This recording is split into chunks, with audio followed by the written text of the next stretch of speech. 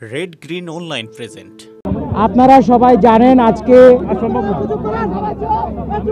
বিমান বাহিনীর একটি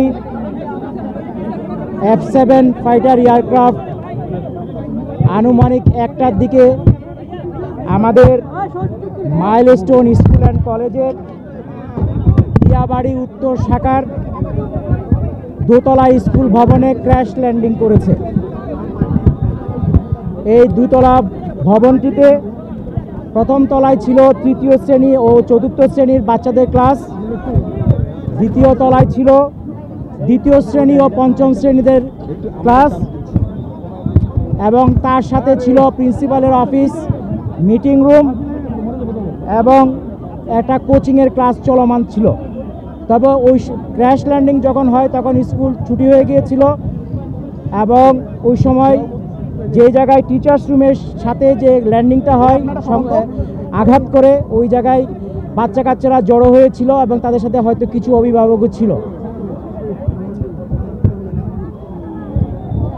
আমরা fire service and civil defence crash landing হয়েছে আনুমানিক 1টার দিকে, 1:08-এর মধ্যে আমরা খবর পাই এবং আমাদের 1:22-এর মধ্যে দ্রুত আমাদের এখানে ইউনিট পৌঁছে যায় এবং উদ্ধার কার্যক্রম শুরু করে।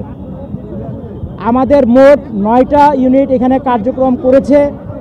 বর্তমানে আগুন সম্পূর্ণ নির্বাপন অবস্থায় আছে এবং আমরা উদ্ধার কার্যক্রম চালাচ্ছি।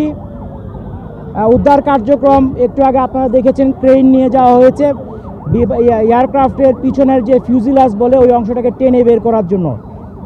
ওটা বের করার পর ফাইনালি সার্চ করলে আর কোনো ডেড বডি আছে কি না সেটা আমরা জানতে পারবো।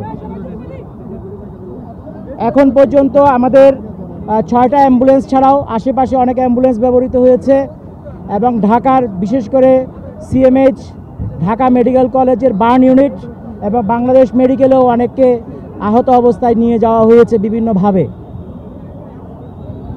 আমাদের হিসাব অনুযায়ী এখন পর্যন্ত আমরা 19 জনের ডেড বডি উদ্ধার করেছি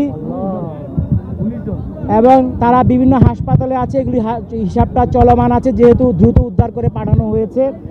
এখানে সেনাবাহিনী এবং আমাদের ফায়ার সার্ভিস এবং অন্যান্য পুলিশ সবাই মিলে আমাদের সহযোগিতা করেছে এবং র্যাবও এখানে উপস্থিত ছিল।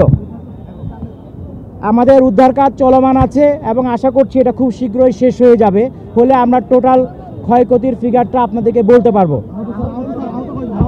আহত আমাদের ধারণা অনুযায়ী আমরা টোটাল হিসাবটা এখনো চলমান আছে, তবে আনুমানিক এটা 50-এর উপরে হবে। এই যে আহতদের কথাই বলছি, আহত উদ্ধার নিহত আমাদের হিসাব অনুযায়ী এখন পর্যন্ত 19 আর আহত বাংলাদেশ মেডিকেল এবং ঢাকা বার্ন ইউনিটে এবং অন্য জায়গায় থাকতে পারে, আমরা খোঁজ খবর করছি।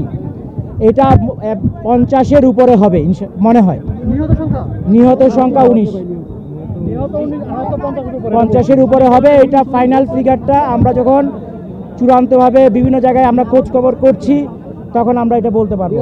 আমাদের এখানে আমাদের মাননীয় উপদেষ্টা মহোদয় স্বরাষ্ট্র মন্ত্রণালয় উনি এসেছিলেন, উনি দেখে গিয়েছেন।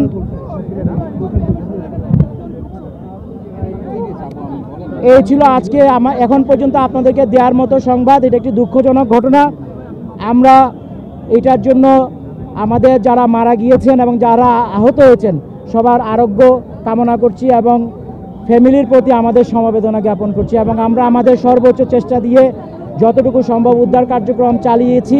সবাই মিলে সহযোগিতা করেছে, ভলান্টিয়াররা সহযোগিতা করেছে, স্থানীয় কলেজ স্কুল কলেজ প্রশাসন সহযোগিতা করছে। সবার মাধ্যমে আমরা কাজটা মোটামুটি শেষ পর্যায়ে নিয়ে এসেছি। যারা নিহত এখনও তাদের পরিচয় আমরা জানতে পারি, সময় লাগবে। আমাদের ধারণা অধিকাংশ এখানে আমাদের ধারণা অধিকাংশই বাচ্চা হওয়ার সম্ভাবনা আছে। এখন এটা যখন ফাইনালি চেক হবে তখন হয়ে যাবে। এই বিশেষ প্রতিবেদনটি যদি আপনাদের ভালো লেগে থাকে অথবা উপকৃত হন তাহলে অবশ্যই এই চ্যানেলটি সাবস্ক্রাইব করুন এবং লাইক, কমেন্ট ও শেয়ার করে রেড গ্রিন অনলাইনের সাথেই থাকুন। Thanks to everyone. Red green online.